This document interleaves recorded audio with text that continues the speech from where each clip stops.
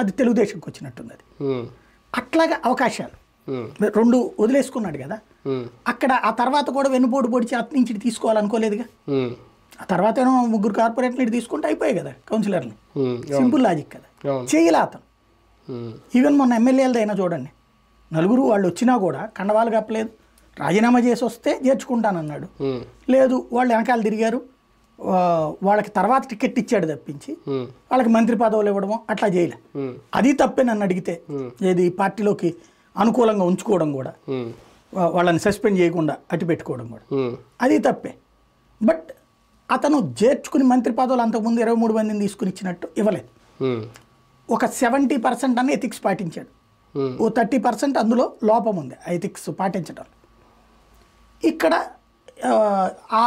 ఆ లోపం ఏదైతే ఉందో అదే వీళ్ళు కూడా ఫాలో అవుతారు, ఉమ్, అంతే కదా. అవును, అవును. అందులో భాగంగానే అవతల పక్కకి అంటే ఇది ఎట్లుంటుందంటే రాజకీయాలలో నా భవిష్యత్తు ఏంటని చూసుకుంటాడు ఎవరికాడు. ఉమ్, అవును. ఇప్పుడు ఆ కార్పొరేటర్లకు మేబీ వీళ్ళు నిన్న పెన్సిల్ గేమ్ నడిపారు వాళ్ళు తెలివిగా.